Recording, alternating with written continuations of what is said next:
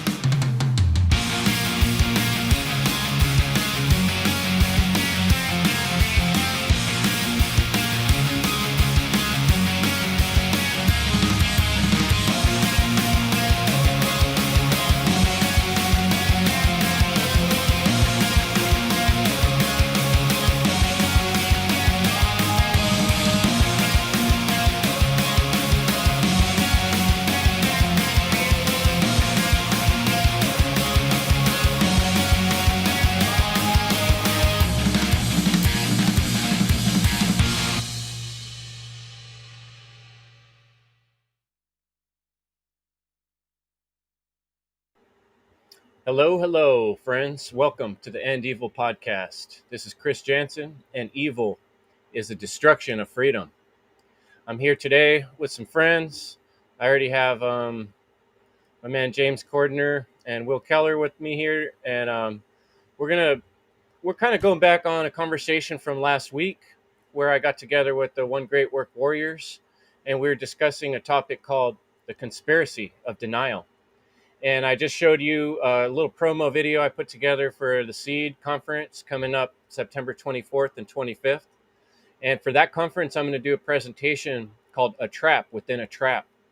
And what I'm going to talk about in that presentation is the many walls of distraction and walls of perception that obscure our ability to see the truth and to feel the world for what it really is, which is a place where we have the right to be without anybody telling us or coercing us to do things as they wish or as they please. And that right is inherent, and that is the natural law, universal law, karmic law, truth that we are all born into in this life, and inside of our own skin is our choice what we want to do with that. And thanks so much for joining me, James and Will. How you guys doing? Excellent. Thanks for having us on, brother. Appreciate it. Good news. We're going to open up this chat to some other folks if they want to join us. I'm going to put that link right now in the live chat. So if you're in YouTube or Facebook, you should be able to see that, and we can get some other folks joining us. And I'd like to say, for folks that want to join in this conversation tonight, please show up with your video screen on, and kind of test your mic ahead of time and wear headphones so we don't get an echo. If I bring someone in and it has a lot of echo, I'm just going to turn them back off. No offense, just want to kind of keep the show professional for folks that are listening and watching. And also a quick reminder, I always forget to do this, but this show just runs completely on me busting my ass all day, working. And every once in a while, it's really nice if somebody contributes to the show. And you can contribute by sharing it, by subscribing on the different channels on YouTube, or adding me as a friend on Facebook and such, and telling other people about this show that's just us putting in our free time and energy to try to help end evil and help people wake up to the reality of natural law. And so, I also really appreciate if somebody would go to my website, endevil.life, and there's a donations page there, and you can, just kick me down a little bit, show some love, and that money will go towards all the costs that associate with running a podcast, which is pretty expensive. It adds up in a lot of little ways. Keep going with this technology, and also I appreciate any support, and that's something that I've made a goal to get a little bit better about asking for what I need, because I could definitely need some help. It's hard running a podcast, but I really appreciate having friends like James and Will. Will helps me produce the show somewhat with connecting me up with the One Great Work Network, and you can see us there. And James has been enthusiastically offering me ideas and help figuring out some of the technology stuff, and I appreciate that as well. So looks like we got some more friends showing up here. I'm going to bring them on in, but why don't you take it away, Will? We're talking about the conspiracy of denial. I'm curious to see what your thoughts might be on that. Interesting. I like the title. I'm not sure if I'm the best one to start off. I didn't catch a lot of the last conversation. Let me give you a quick heads up. You know, Context. okay, a lot of times when I'm talking to people out in public, or people I work with, welcome Leslie and Chris, by the way. Good to meet you, Chris. Um, yeah, people, I'll tell them, be talking about the various subjects we deal with, anything conspiratorial, and folks want to kind of like change the subject when it starts getting a little too deep. Like, it can't all be connected. There's no one, there's no one running all this. All these people can't be working in concert. Basically the idea that it's bigger than just one generational, that this is a generational problem, and there is huge conspiracies. We're swimming in conspiracies, whether it's 9/11, geoengineering, rigged elections, all of politics. But a lot of folks want to stop short and then say, "Oh, it's just one thing, or it's just this, or it's just that," and it really comes down to denial. And so we talked a lot about denial. We broke down what the word denial means, and we talked about a lot about the psychological reason people deny truth or don't want to look deeper and get stuck just on the facade, on the material problems right in front of us, rather than looking at this big picture that it's been slavery of humans for a very long time through all these various means and modes, such as government, such as religion, such as education, etc. Excellent. Yeah, I mean, it's prevalent. Denial. I mean, there's so much evidence and so many events that happen on a continuous basis, right? I mean, look no further than the last few weeks. And when you try to bring these topics up to people and they get triggered or they stick their head in the sand, I think ultimately people are so ensconced in their own 5 sense illusion of their own world and their persona, the persons, the masks that they're wearing, that they don't have a philosophical mindset. They're not activating logic and reason. They're not truly open-minded, right? So when you start talking about these topics that take them out of their comfort zone, then they start squirming, they get uncomfortable, and they're not used to it, which shows you how far humanity has kind of devolved, where even just general philosophical talk, brainstorming, and thinking outside the box on whatever topic, people get quote unquote offended and they get triggered and they react instead of respond. And it's a big problem. I mean, this shows you the lack of internal work and how calcified people are. And that's just the fact of the matter. And if someone's going to stay in that mindset, by nature, by law, then humanity in the aggregate is going to continue to suffer, and the individual people as well are going to continue to see the same patterns within their life and within lifetimes. That's karma. That's the way it works. Absolutely. Welcome, Fred, and let folks know if somebody jumps in the chat. Sometimes I don't see the way Restream works. It's a little hard to see when a new person pops in. So sometimes it takes a minute, or let me know in the chat if I don't see you. But yeah, What's up, y'all? glad to have you. Welcome, guys. Chris, good to have you here. I haven't got to see you in person yet. Really glad to. Yeah, well, it's not in person, but on video. Glad to have you here. Well, thanks for opening up the invites to a lot more people. You did that 2 weeks ago as well, so it's a good way to have more people joining in the discussion. Glad to be here. Yeah, I mean, I feel like the more well-rounded, closer to the truth we can get, the more perspectives we put on it, and the more minds we have working on it. So I love having the variety, and I learn from everybody's point of view, and that's what I'm trying to do, and tell other people that we need to be doing. Um, Chris put in our little private chat here. He put together a really cool post on Facebook, and if you're not friends with Chris Nelson on Facebook, I recommend checking him out. I'll put the spelling of his name here on the in the chat, and he put a really. I'm going to try to bring it up on the screen, but let's pass it to James. Did you want to say anything about the conspiracy of denial? Oh man, there's so many things that come to mind right away. I mean, who are the ones performing this? Like, who are the ones that are inspiring people to be in a state of denial, right? I immediately think of the media. They're the ones performing the conspiracy. They're the ones working together. Conspiracy, as many of us know, just means together in breath, to breathe together. It could also be defined as two or more people working together to the same end, to meet a similar goal. And the state of denial that most people are in, I mean, where does that come from? Why? And I saw Sarah in the chat saying that denial is a fear-based response. It is. It's a fear of the truth.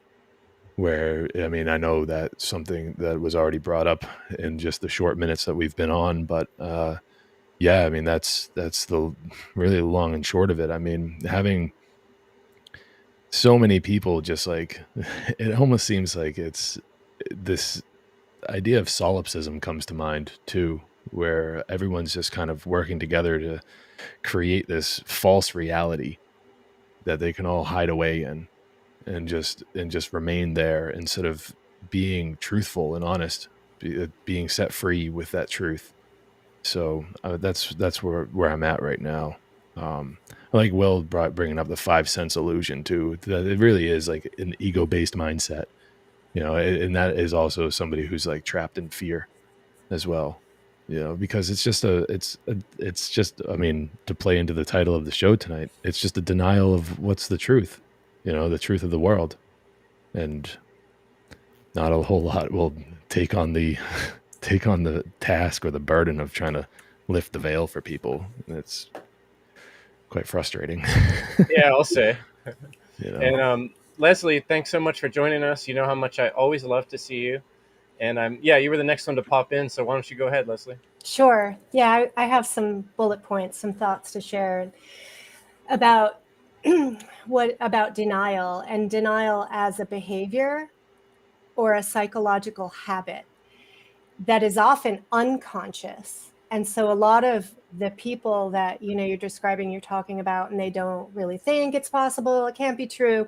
I think a lot of their denial is actually operating somewhat instinctual or habitual or defensive, not always psychological, not well thought through. But on the other hand, there is a conspiracy to deny the truth and deny responsibility, to deny taking personal responsibility, right? So we're all dealing with entities who are doing things and then completely denying they're doing them, doing things and then denying the consequences of them, right? And then the public is like getting this dissonance, this contradiction, right? So I think denial as a conspiracy is also intentionally done to confuse us, as a mind control tactic, as a way to create confusion and obfuscation. It becomes like a red herring, things that are meant to be misleading, right? So we're interacting with others with our own denial, our own fear of facing the truth, because the consequences of that are immense, and having issues with knowing who to trust. People don't know who to trust, and the entities that have established themselves to be like our protectors are the ones actually playing with our heads and denying reality. So I think it's a complex web, I guess is partly what I'm saying. And I think we need to ask ourselves, like, what are the skills that people need to identify bullshit, right? And how to counteract the denial of reality that we're hitting our heads against all the time in our media, with our politicians and so forth. How do we catch the inversions, and how do we wield our power to defend ourselves? And then what are the risks? And I think that when we're talking about trying to change, help people to see the truth of things and to set aside their resistance, that we have to acknowledge that that's risky to do. And how do we help people protect themselves from that risk? So those are just some of my thoughts. Yeah, that's the big deal, the fear, and then the risk. What will happen? James, were you able to get that image pulled up that Chris put together? Yeah, I have it. I just need to be able to share the screen. There, I think I got it right here. All right, here we go. Can you see that, or do you need to integrate it into the stream? Huh. On the sidebar there. Sorry for derailing it, but No, that's cool. I want to I like figure it that out. Leslie Oh, there brought. it is. Yeah, I like that Leslie brought up the lack of Yeah. critical thinking yeah, too. that's awesome. Like that's a major factor here. This lack of critical thinking. So, but The Yeah. refusal of truth. yeah. So here it is. Maybe Chris Nelson should walk us through it and Absolutely. see. Let's put you on the scene here, Chris. I'll change the screen so we can hear you talk about this. All right. Well, It was more of I guess it was more of a collaborative effort of everyone on the stream that was there 2 weeks ago. I just went through it and took like the main topics, the main ideas that everyone brought up, and I tried to link them together. The like one thing leads to another. So we start off with conspiracy of denial, or the denial of conspiracy. Chris had mentioned that it goes both ways. So we breathe in a conspiracy. Usually it has negative connotations. So we breathe together, but it can also be a positive where we breathe together. So it doesn't have to be negative, but usually in a conspiracy, it's always the negative connotation. So if you match that with denial, that's where in the middle we got, we're denying together. We're doing something together where we're denying it. So that's as we're all, most of us are talking about, it's pretty much the state of our current human created world that we live in for the majority of people, where everyone's denying things together. They all agree on that false reality, that they deny aspects of reality together, and then when those of us who do see things, we talk about conspiracies, just things that are happening in reality, that some of them are people breathing together doing things for nefarious purposes, and some of them are just things that are happening, and we get shot down as just being conspiracy theorists. So they deny actual conspiracies, and then they deny reality, and that's part of I guess, the conspiracy of denial and denial of conspiracy part, and then everything else that everyone talked about from there. So the denial leading to attachment. I obviously forgot the fear, which was a good point that Sarah brought up in the chat. That's one of the main source points, and yeah, everything spreads out as a web based on what everyone talked about, and I try to connect everything that was going along. And I think Chris last week brought up the points of theory, related to conspiracy and the theory, and how that's a mystery, and science is testing reality. So we're trying to solve the mystery, that we come up with theories. And then the other aspect is the ones that people deny. The geoengineering and 9/11 were two examples that Chris had brought up. And yeah, one of the big parts is the trauma and the abuse related to the government, the belief in authority, and the control and the enslavement that brings, and the collectivism and the cult mentality and the groupthink. And that all leads to a lack of care for truth. And also on the other side, back to the top right with attachment, that also leads to a lack of care for truth, where people are attached to things that are wrong. And So they don't want to actually look into other aspects, which I guess they would term as conspiracies. So they deny things that are happening because they're attached to the false way, and they're not learning about the alternative or other ways that people are living or better ways that they can live. So they have a lack of care for truth that would drive them to that.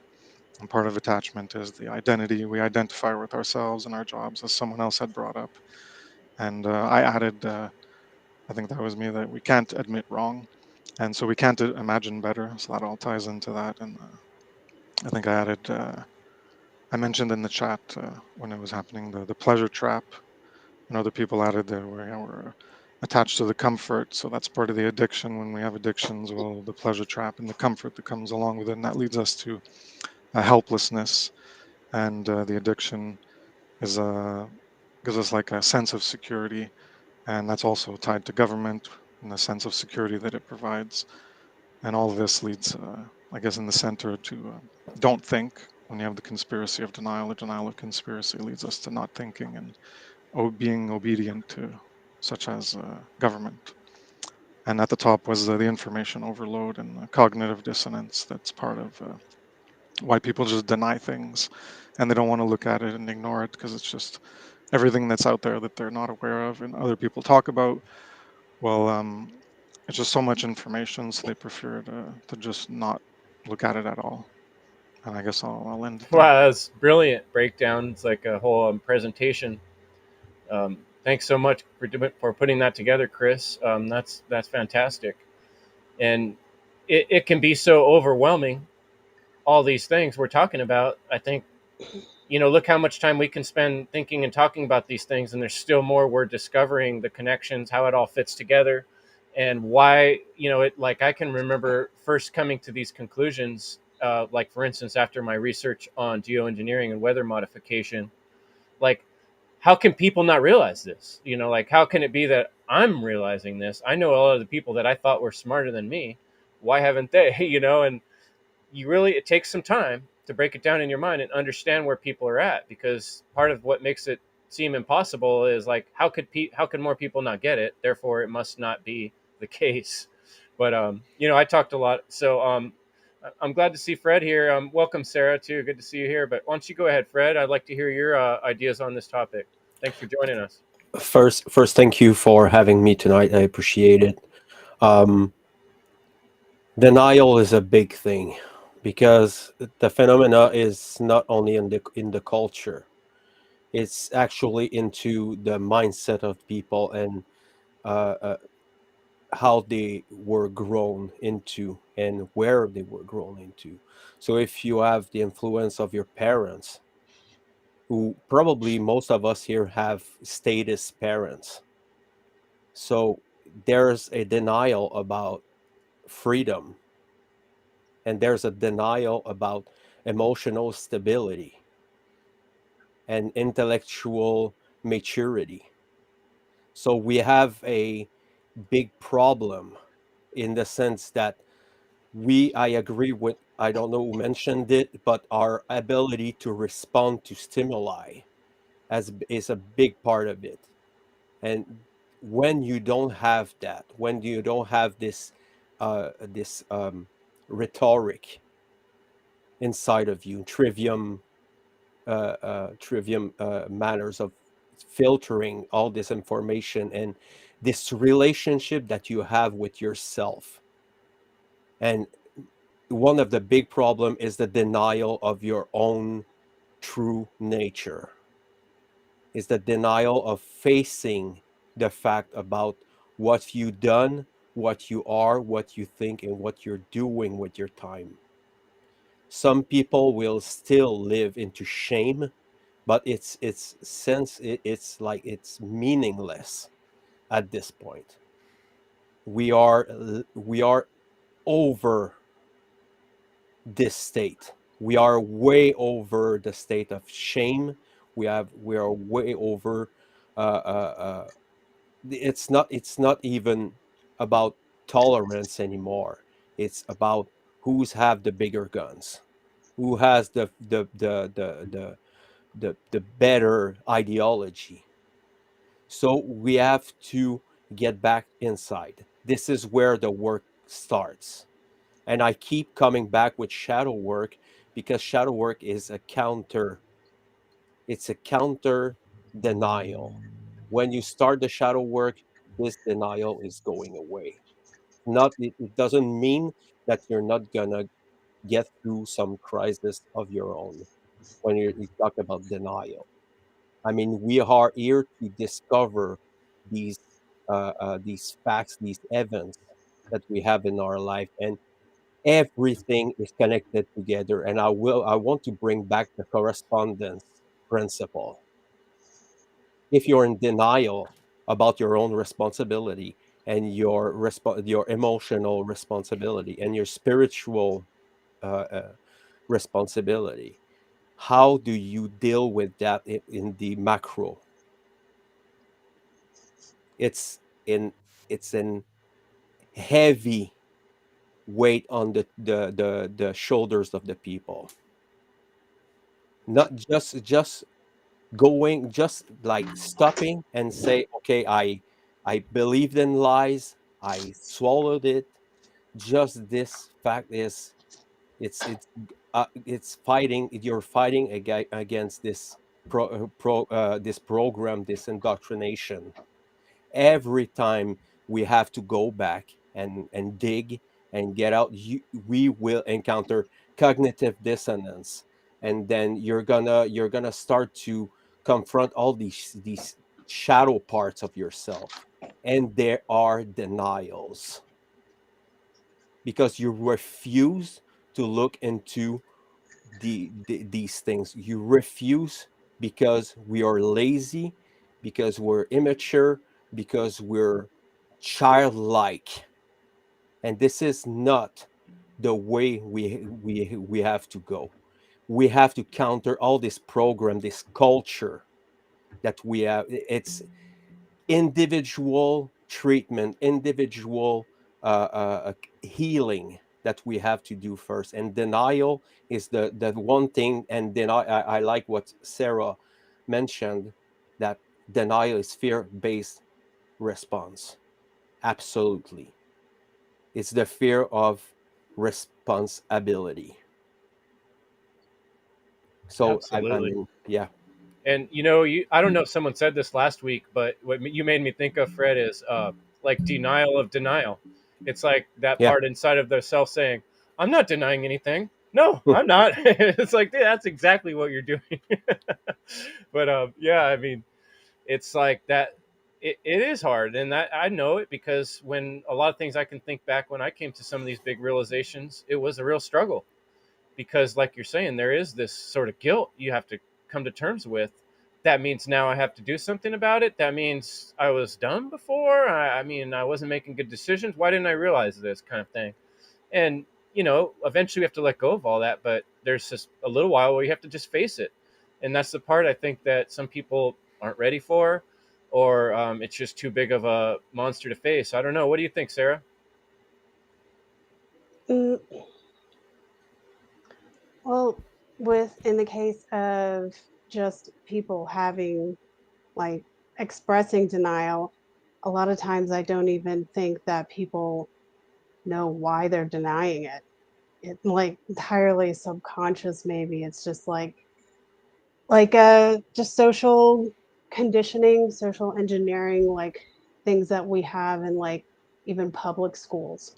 If you think of stuff like debate class or anything like that, where it pits people against each other. And I mean, I'm not going to say everything, all debate classes are like bad. Like, some of them are actually like constructed really well, but a lot of them are not. And it's just like kids arguing against each other. So it's already just training them to just do that at each other all the time, no matter what they hear. Yeah. And it doesn't really matter what they're hearing or why they're hearing.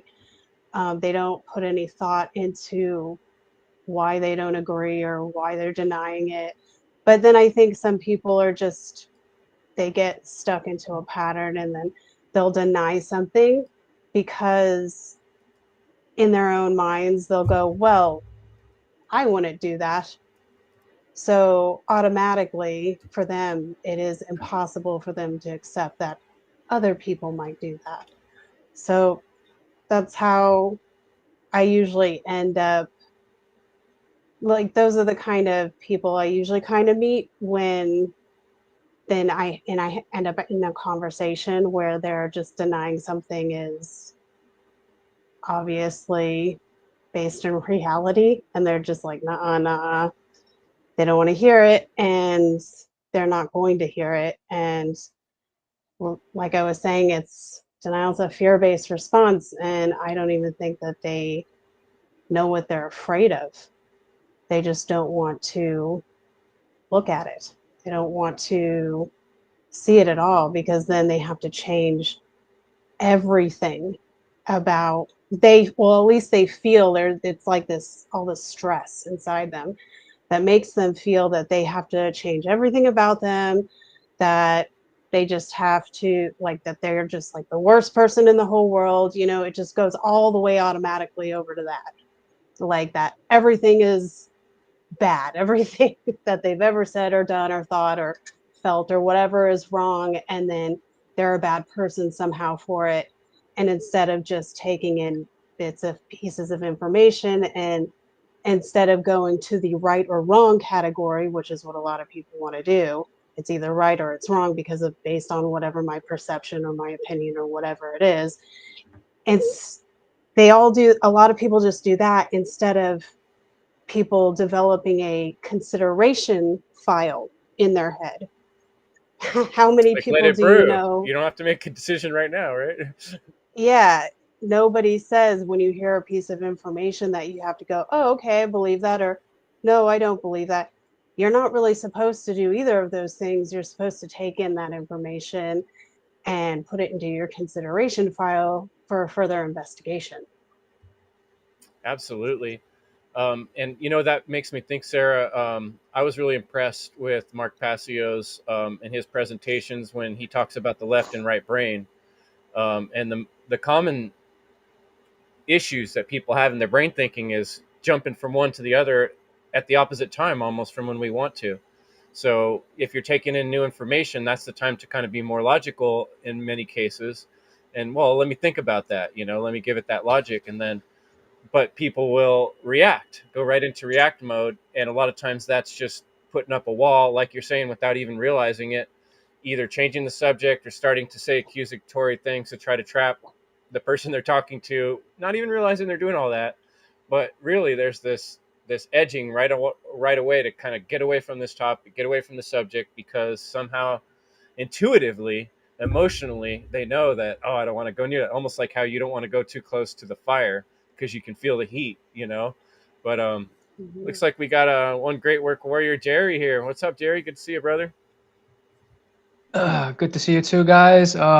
Apologies if a lag comes in. It's just happened as soon as I Sound good? joined. Thanks. Just wanted to say I love what Fred said. It's about the shadow work. And I was also thinking about what Jim said. The addiction is huge. So, and like I can extend on like how I've been denying, like how I've been in denial, let's say, like with fasting. I realize like, hey, I might have an addiction with food. And it's like, if I'm not dealing with these issues, like how, like Fred said, the law of correspondence. So there's like a lot of things I'm still like dealing with, but like the first thing is to accept it and then, yeah, just correct it. So I'll just leave it there. Yeah, that's, we can all see it in ourselves if we look, but sometimes I think it's hard to look. And I want to share this again because I just read it, but John in Facebook chat said, transformation and truth discovery is a filtering process. It takes effort and work. It's easier to zone out and let others make your choices. Look, just recently with the vaccines. I don't know, I've met recently a few people who have told me, I wish I wouldn't have made the choice I made regarding that jab. And a lot of people were not necessarily coerced, but there was a lot of pressure on them, maybe to keep a particular job or show up at some place they wanted to go, or even family members told them, well, if you want to come to my house or if you want to play with the children, you better go do that. And look how many people made that choice and have regretted it, you know. And I think there's a lot out there from what I'm seeing, you know, but that's, you know, that's my perception. um I'm I guess everybody's going to have to perceive on their own, and we'll see over time, and that's the real truth of it. But James, you said you had something you could read for us. Yes. After what Fred said about people being childish, and then Sarah following up with giving an example of public schools, and even with some of the other things that have been said since, I would like to read just a portion of chapter 1 of John Taylor Gatto's Dumbing Us Down, the Hidden Curriculum of Public Schools in America, if I may. Do you have that text too, so we can put it on screen, or no? I do. I can. Yeah, let's I put it can up so share that. people can look at it while you're reading that, and I'll see if I can get the right window up. Here we go. And See I'll if I can begin. find I'm just going to it. read number 5 Oh, here because it is. it's pertinent to the conversation this evening. Number 5, and this actually, let me go back to the top here and to the beginning. It's chapter 1 is called the 7-lesson school teacher, and this will be an excerpt from the speech that was given when he was being named. John Taylor Gatto was being named New York State Teacher of the Year for 1991. And so there's chapter 1 here is the 7-lesson school teacher, and number 5.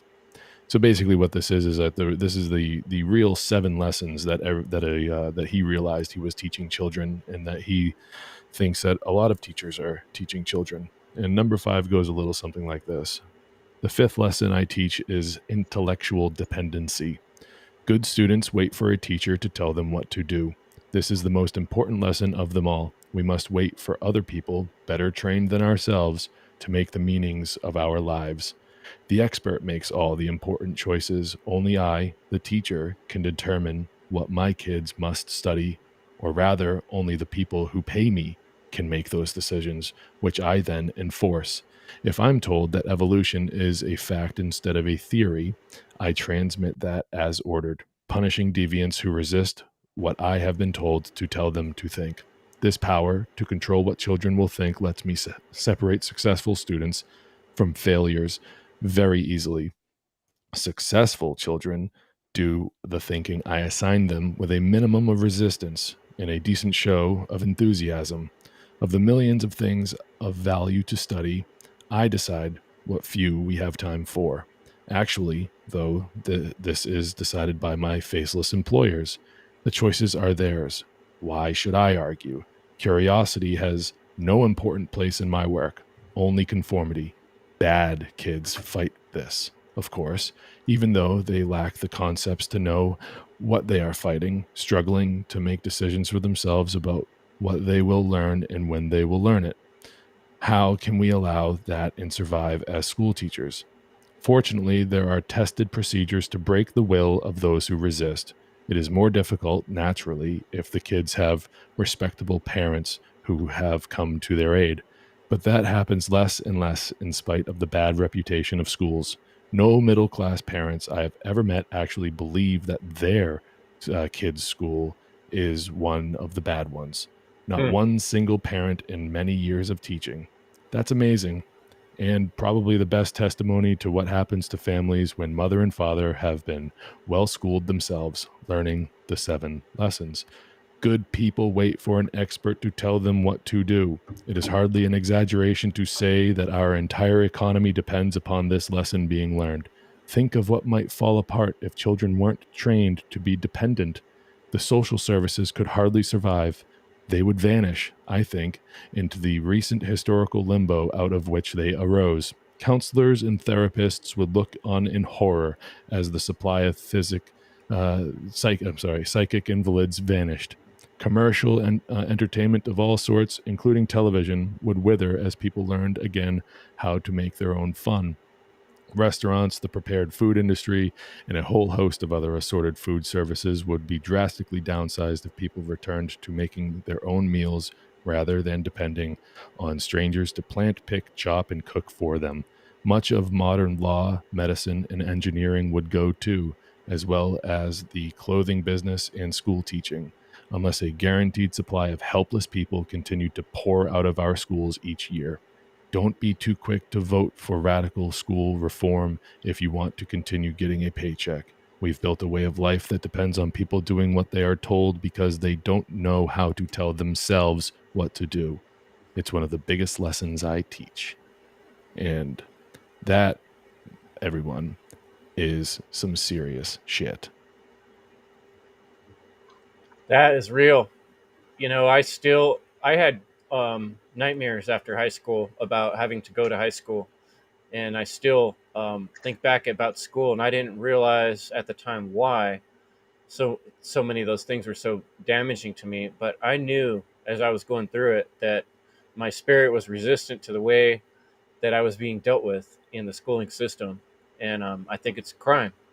And that being said, I've met amazing teachers, and I have many friends and people I know who are wonderful teachers who care much about children.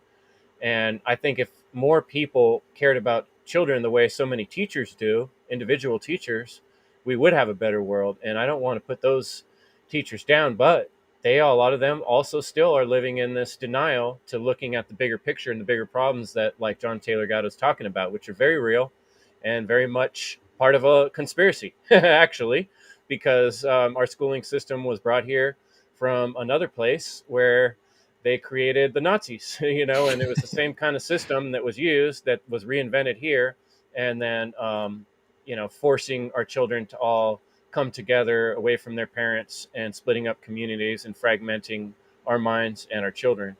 But, you know, It there's a just lot kind to of be said shows there. like, where does this need of denial come from? Where's the source, right? If we want to, like, what's the cause? We want to I bring can it to a answer that. causal level. Yeah, go ahead. Why don't you Sorry. jump in, Will? My Seed 5 presentation, I'm going to dive into this, and the title of my presentation is Rites of Passage. This is where, if we reduce it down, the majority of humanity are children. They have not spiritually, physically, mentally, emotionally transitioned into adulthood. This is what rites of passage is. It's giving one the tools to equip themselves to let their childhood die and they transition and step up into adulthood.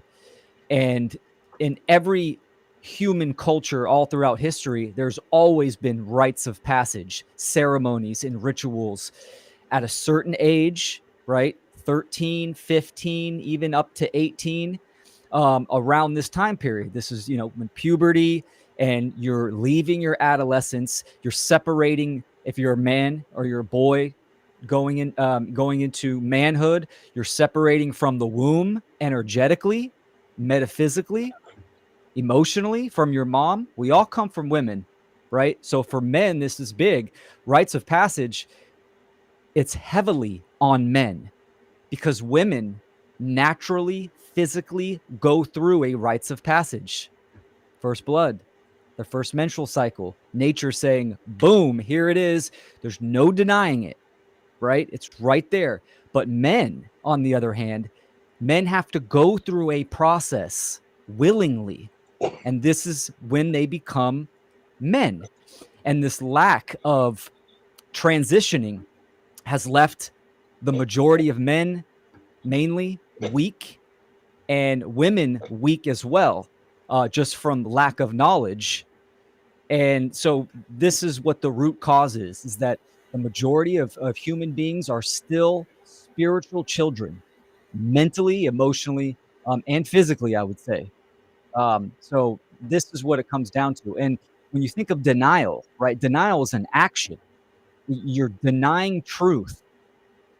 And a common phrase that a kid says, right? Or we even hear it now. I don't believe in that. I don't believe in that. I choose not to believe in that. That's an action. That is denial. Doesn't matter how much evidence It can be right in front of you. You can observe reality. It doesn't matter. Someone saying, I don't believe in that. That's a child right there, for sure. So this is Like kind the of what solipsistic, right? The thing we all go through as child, like maybe I'm the only one that's real and everything else is just I could just make up whatever I want, right? correct. Because a big component to rites of passage is separation, right? It's separation to die onto yourself and recognize your responsibility and your accountability in the world, and recognizing that there is a bigger force out there and you are part of something bigger. So you have a responsibility for yourself that then trickles into the whole, right? So and so where's the root? Where's the causal factor, right? And it always comes back to parents, conscious parenting. This is where all the conditioning and the programming go. But that's the childhood. Adults still responsible for their own actions and transmuting and transforming the trauma that they've experienced. And this is what we need to do. You know, a man goes through 3 potential opportunities for rites of passage in his lifetime.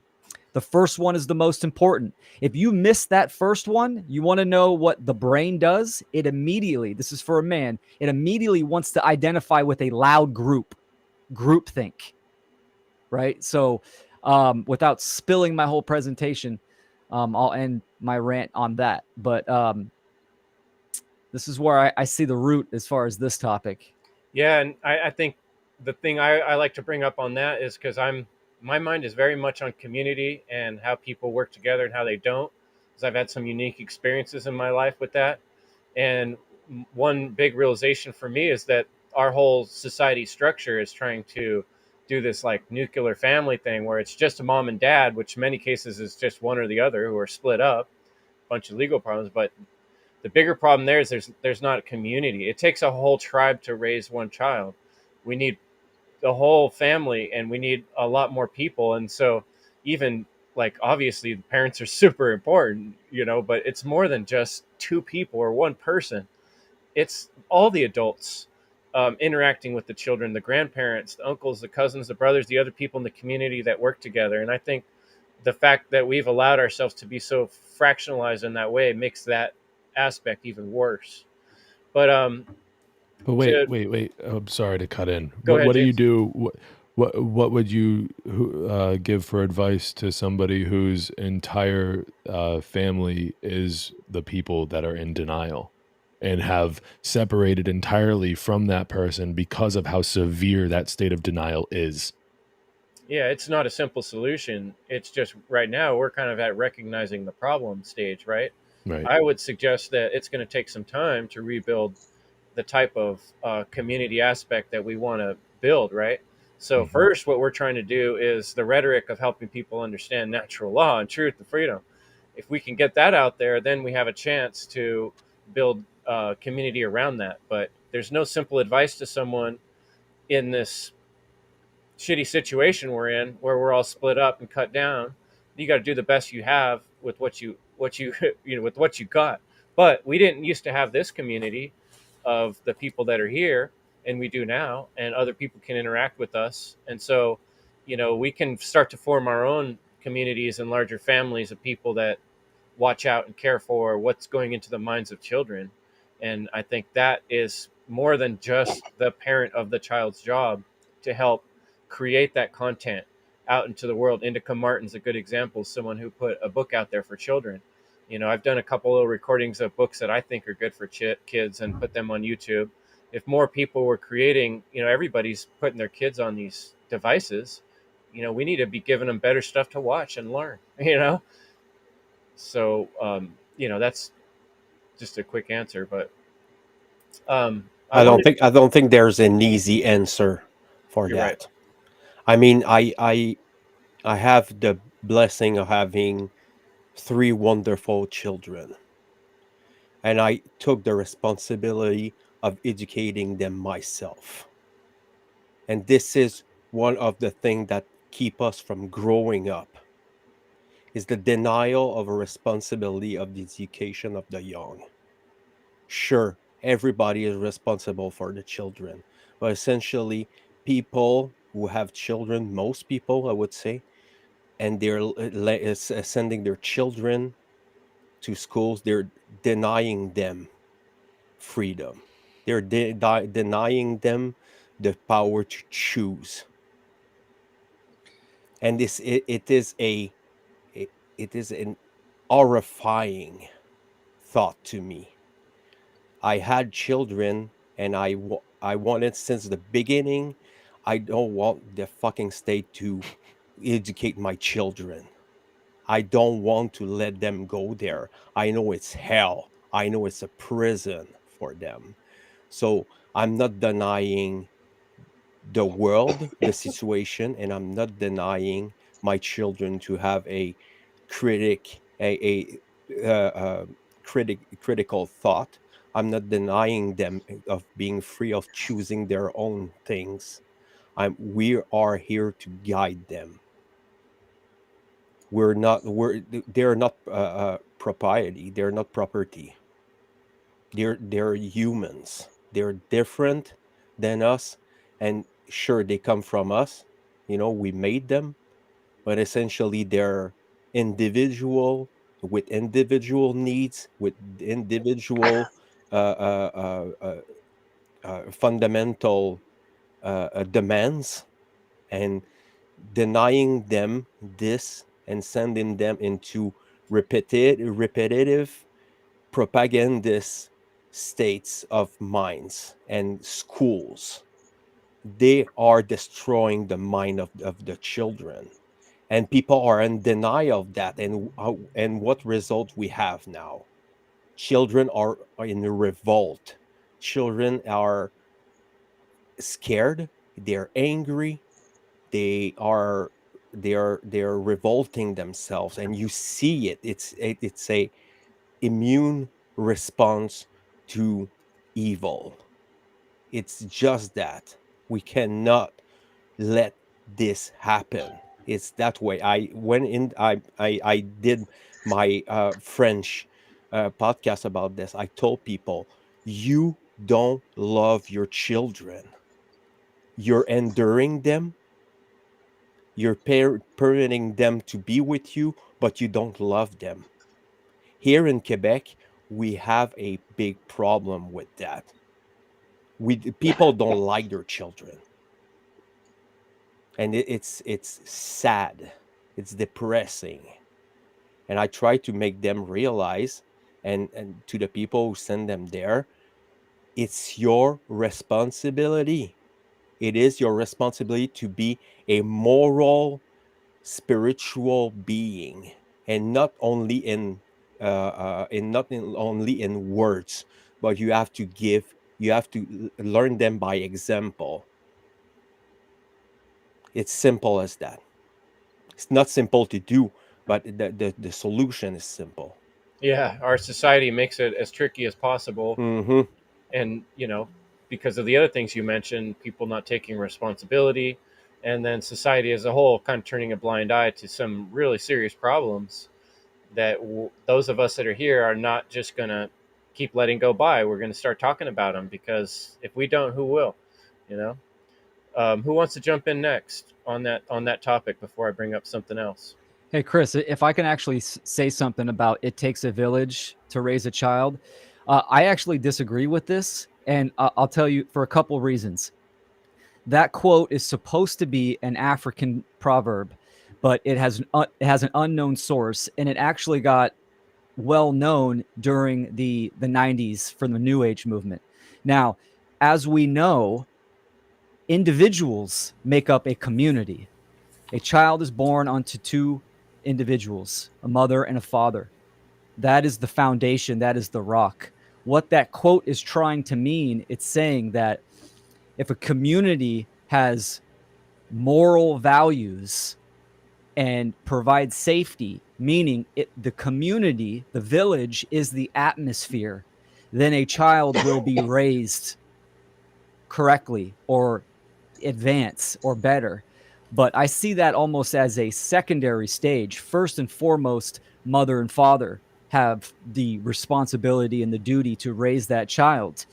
And in the world that we're currently living in, it's even more of a responsibility to really understand where your child is and the influences that are around your young children. Talking about young children versus, teenaged or older kids. So, yeah, it's a good quote, but context is really important. And it takes a healthy, educated, moral, and active mother and father. And I Yeah. know, Will, you are a single, parent, and you juggle a lot of things and work. I think my feeling about that partly comes from being a father of two, and both of us parents working, just trying to make it, and just getting stretched so thin that it was so hard to maintain just even a good attitude sometimes. And like Sure. Fred's saying, I can think of times where I wasn't really truly loving my kids the way I would felt I would or should. But I know you got something to say, Leslie. Why don't you jump in? Yeah, I know, you can tell.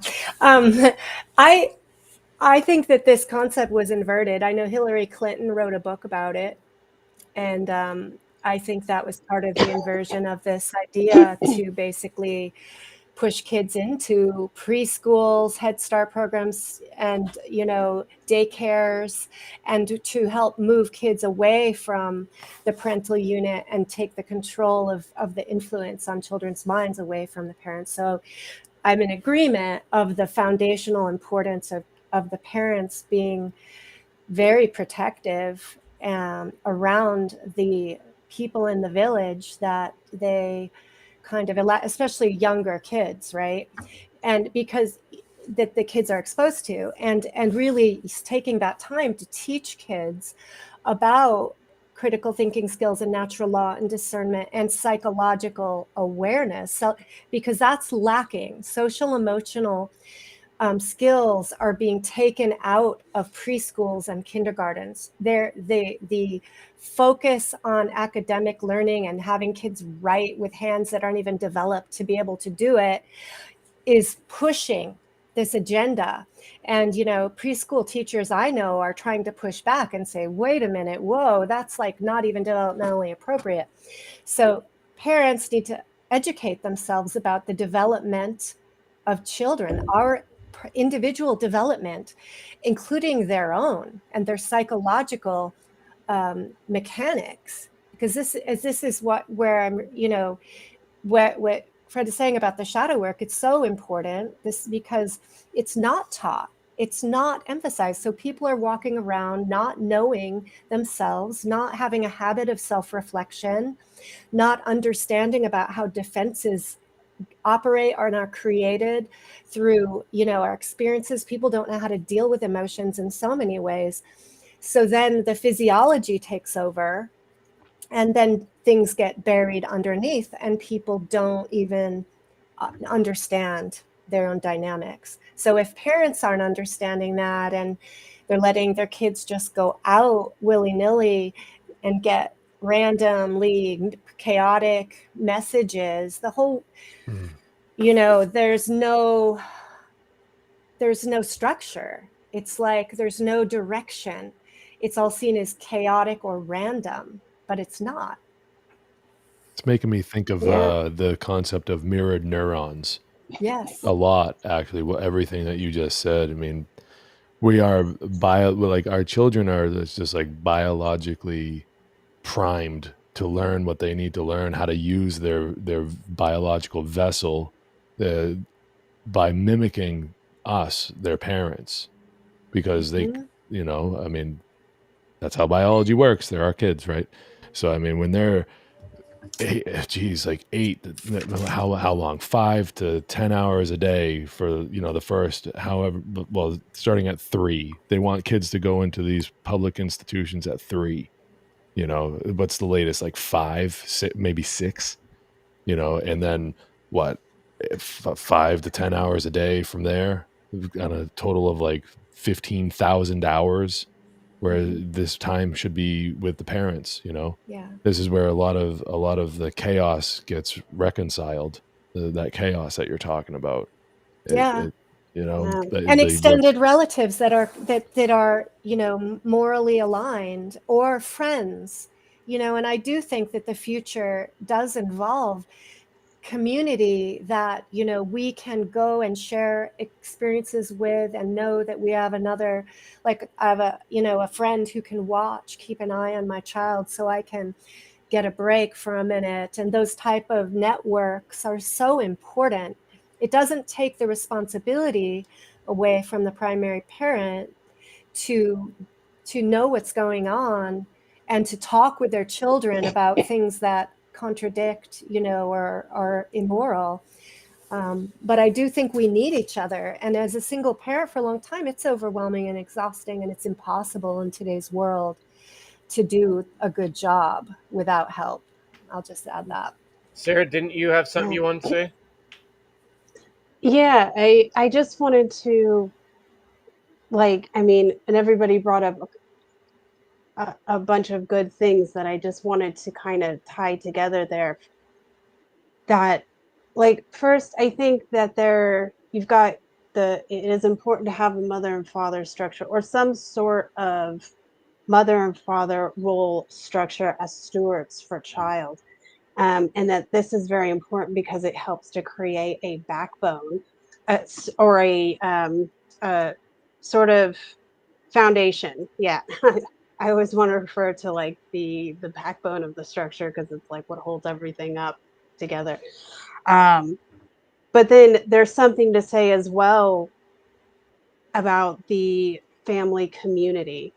And the family community is another part of that structure. And I think there's this kind of division that goes on, where people are forgetting that their communities are also their family. And part of it is a family community, and especially the smaller the town gets, the more, intertwined it gets with each other, and everybody knows everybody. And, I kind of grew up in and out of a small town where it was like that.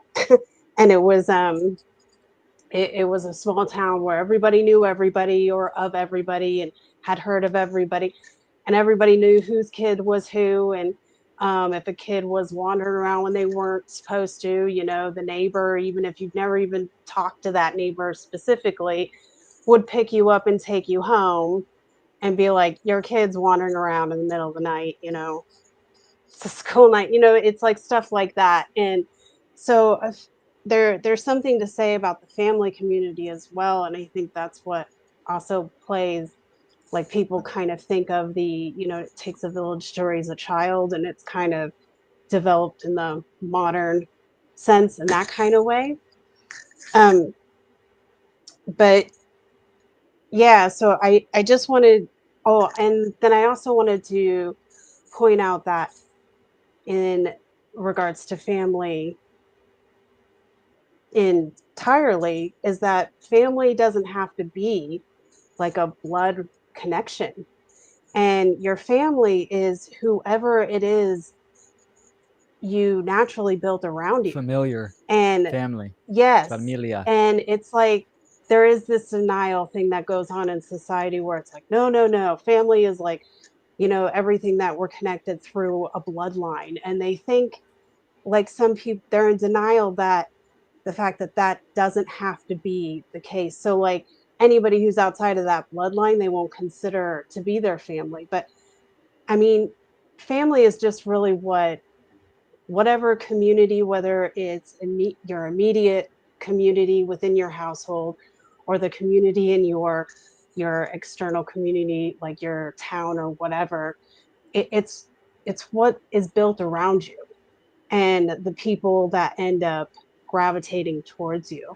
And myself, having a family that's very fractured in many ways, my family, very few of them are actually blood related to me.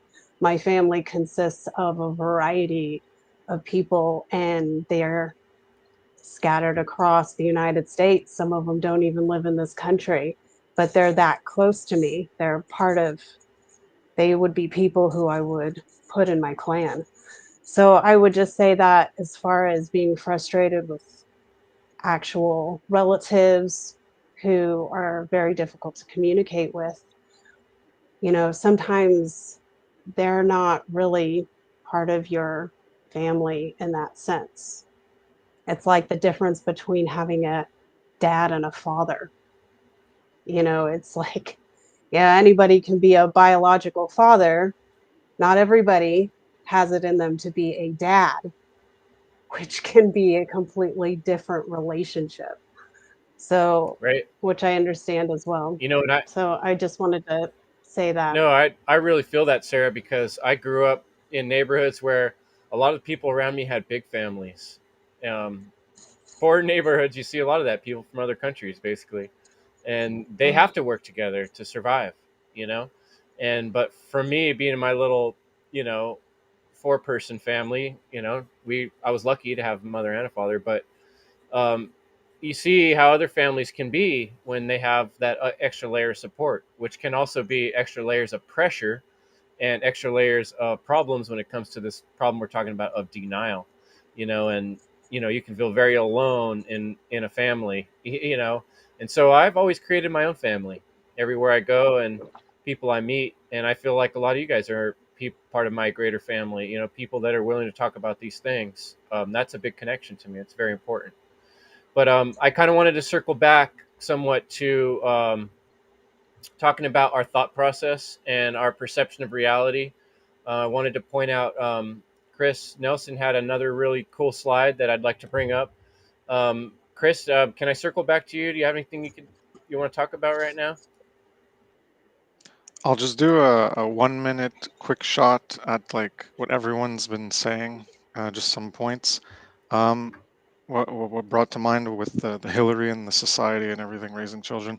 I remember a video, if my memory is not distorted, where I'm pretty sure it was her. She said, the children don't belong to the parents, they belong to society.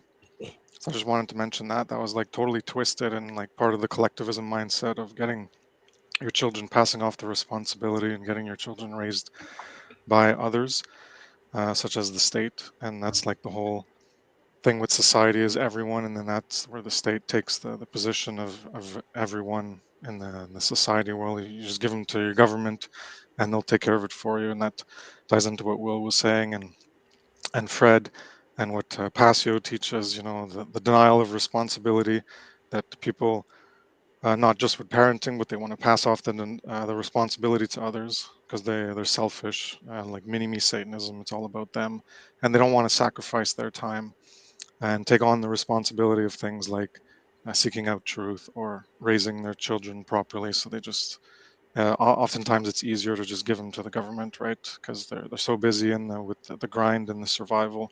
So it's an easy avenue to do it because life is difficult in our current way of doing things. So yeah, just give them off to send them away for a 9 to 5 while you go to work and someone else does the job for you. Makes life a lot easier. So that responsibility and sacrifice, well, people don't want to do that because it's a lot harder to do. And what James was talking about with the quote from Gatto, um, Richard Grove has a saying of extended adolescence or childhood, which is what the education system does. It keeps you trained into remaining a child. And what I was thinking is as a cog in a machine, or as what I term a universal constructor, to be placed in the position in the machine. So we're all constructed into certain pre-selected pathways to be formed by certain career paths in order to be placed in society.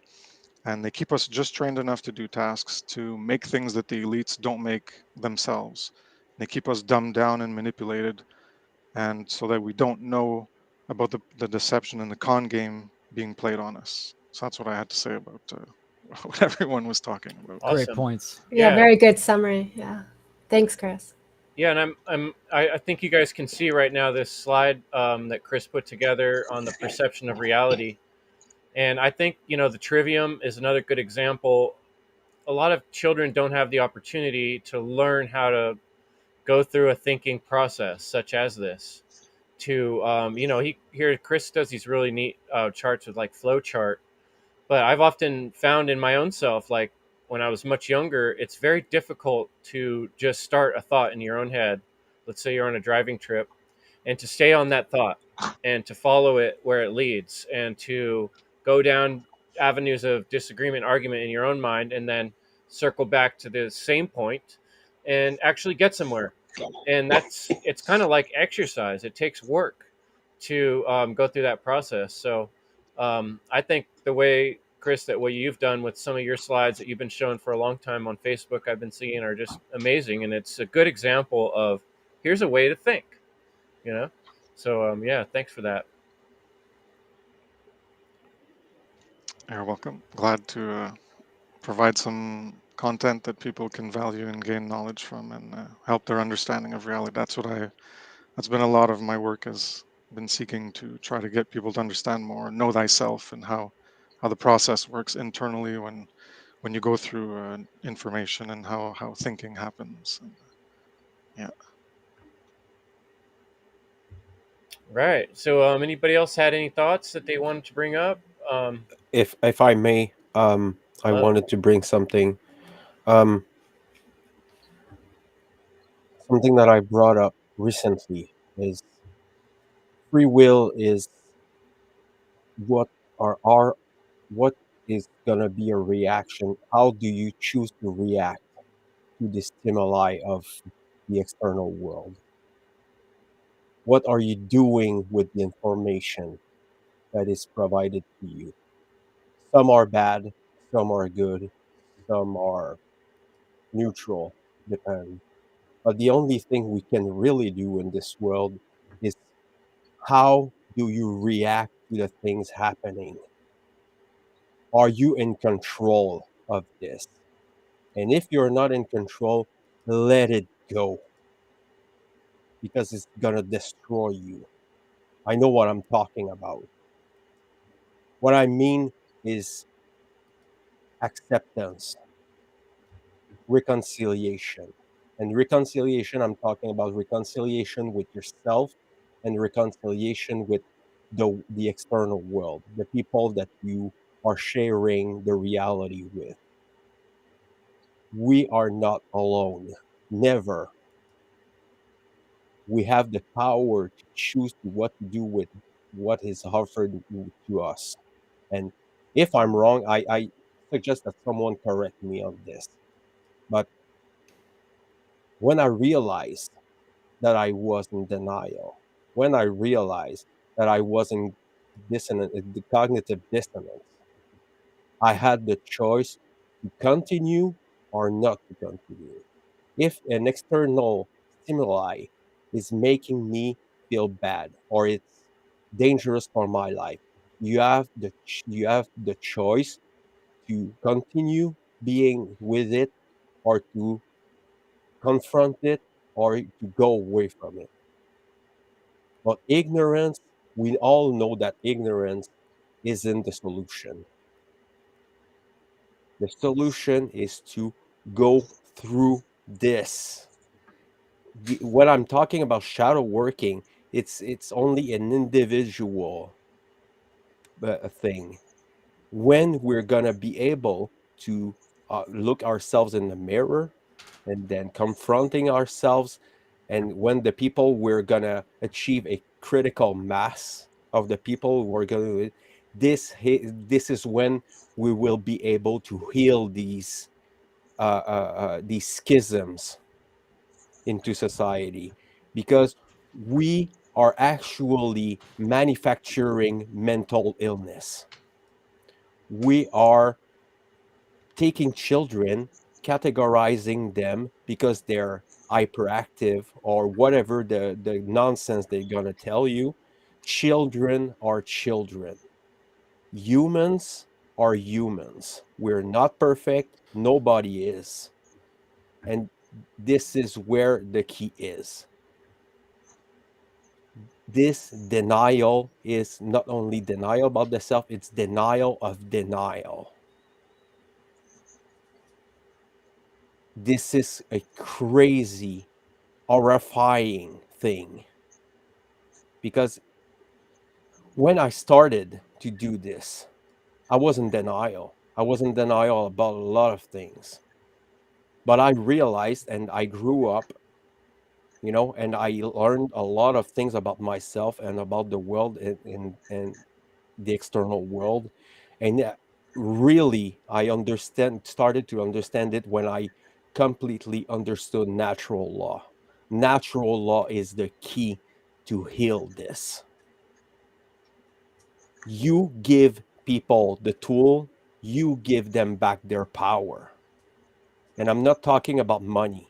I'm talking about self-respect, self-love, the ability to confront evil when the time comes. And it's taking responsibility for your neighbors, for your family, for the children. And this is all part of this. There's no separation there.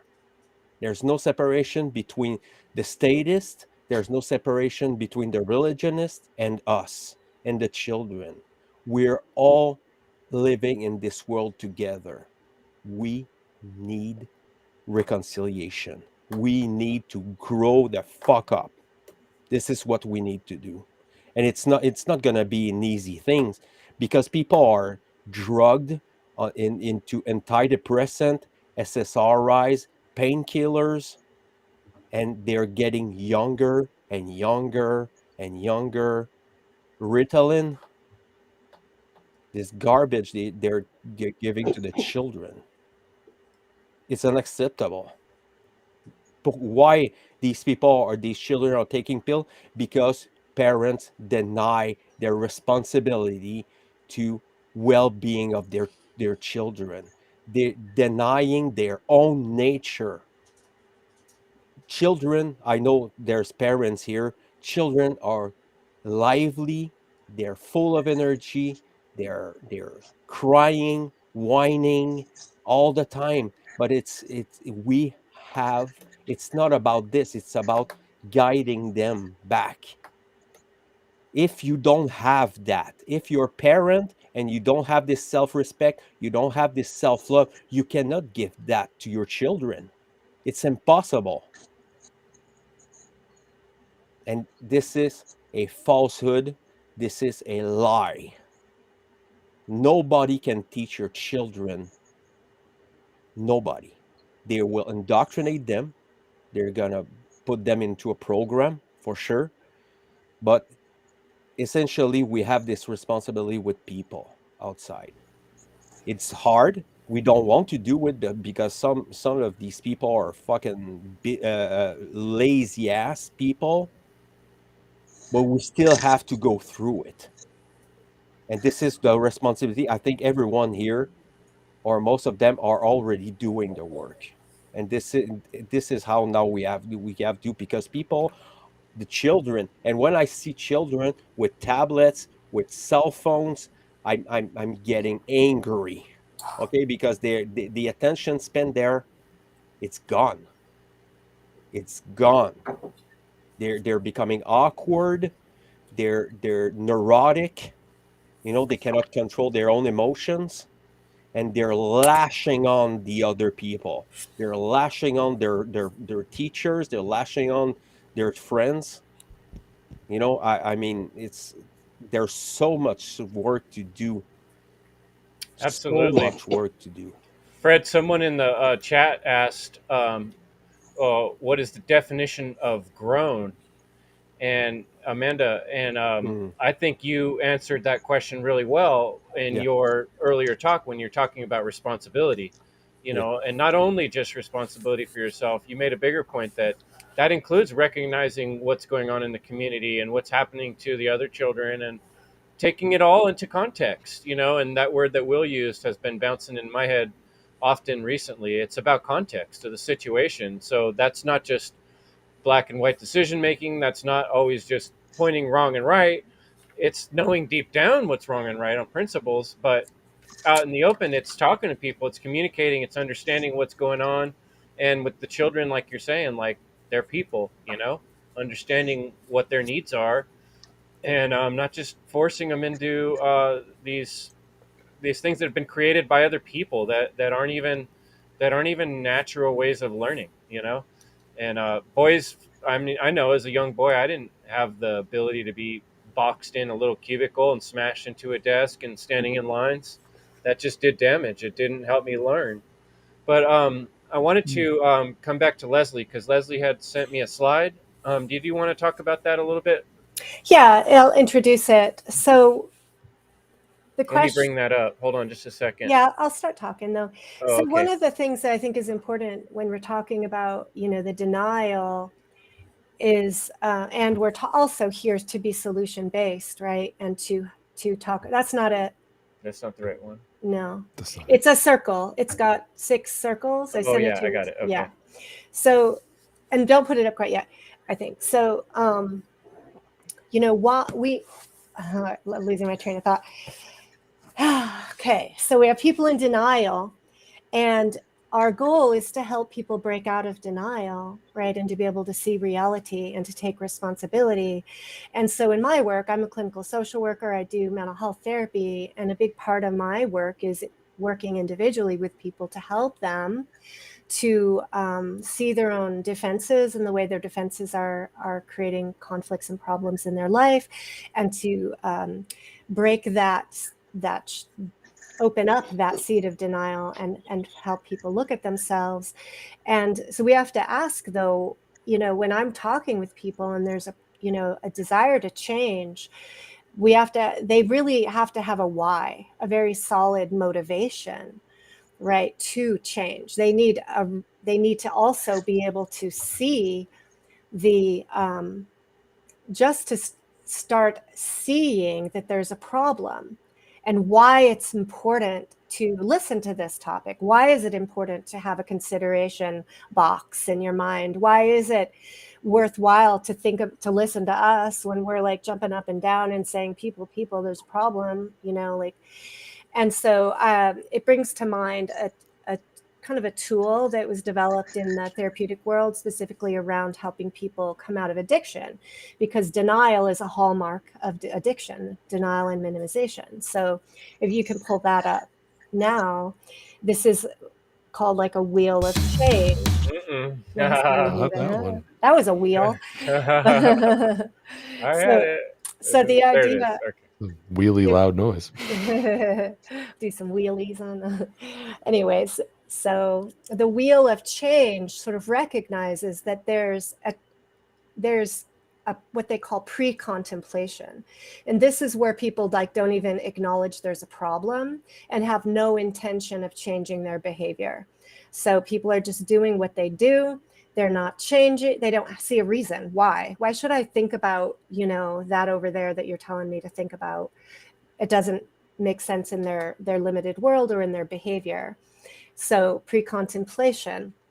But then what happens is in their life, there's problems that are happening related to their denial. Problems inevitably arise, and people put on their blinders. Part of my work is to help reflect back to people that there is a problem, that there are these related, directly, linearly related problems and symptoms related to this behavior that they're engaging in. And generally that then at some point kicks a person over into contemplation. And that's really where we're wanting to get more people into contemplating, to be in the consideration box, to be aware that there is a problem, you know, something exists that's not right, but there's not a commitment to action. This is the phase of just gathering information and observing. And unfortunately, the consequences often build up to become more and more painful. And people have the choice to make changes and decisions before they're in excruciating pain, you know, or they can wait till they're in pain, and then it's sort of forced upon them in some degree. And so the contemplation ultimately leads to a decision or a recognition. and an agreement with themselves to make a change. So from there is a preparation where there's an intention to take action to address a problem. So I see a problem, I recognize the need for change, I need to make a change, I need to find out, how do I do that? A lot of people wouldn't know how, they're clueless. So you seek resources, you work with your mirror neurons, because the shadow work is a mirror work, a mirror within yourself, but the people in our lives are part of our mirror. That's where our work comes in handy. That's why we're important in putting out the great work, because we're part of the reflection that's reflecting back to people their reality, so that they can start to get out of pre-contemplation into contemplation, into preparation, and then action, which is when someone modifies their behavior. They're deciding, okay, I have to do something different, or I'm going to keep repeating this same pattern of pain. And then when those actions are in place, it's not enough just to make the first step, but there's a maintenance that's required to sustain the change, where you have a lifestyle change, new behaviors to replace old. And again, education and inspiration is so important all along the way. Now, generally, we don't stay on the straight line. It's a spiral path where often we slide sideways, or a new event comes in that scares us, and we get back into relapse or falling back into old behaviors. And this cycle happens circularly, but not in a closed loop, but ideally in a spiral where you're evolving higher up towards more truth. So I just wanted to share that as a framework that I think is helpful. And I think it also can guide us as to our role in this process of bringing people out of denial.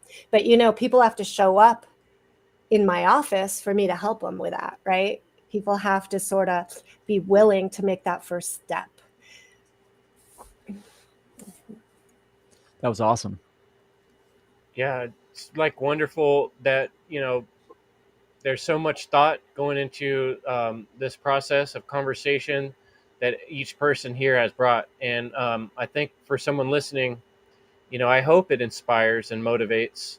And it's kind of feeling to me like I'm feeling a transition happening, and maybe this will lead into our next roundtable discussion of, okay, it's one thing to recognize this problem of denial that we see out there and this response of it, but it's another thing to start imagining, how do we get around it and how do we educate so that future generations might have a better hope towards actual freedom and in more alignment with understanding of natural law and recognition of truth, and not feeling under coercion and not having to be directly under coercion. And that means building one another up with education, refining our rhetoric. And so I'd like to close up this roundtable for tonight, but anybody would like to do closing thoughts, we can take a few more minutes.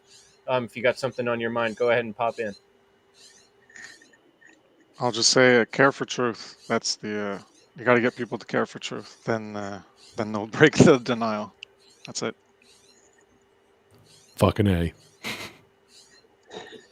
I'll say something just quickly as my closing statement, what Leslie was presenting. Because of the solipsistic mindset that a lot of people are in, when they're presented with information and they are in a state of denial, and then information is represented to them, or they experience something, it's bravado. They double down in their denial. And this reinforces subconsciously that conditioning and that behavior, which makes them even more rigid and calcified. We can look at those type of people that are, in a sense, lost, maybe next lifetime, because they keep bravado. They keep doubling down in their denial.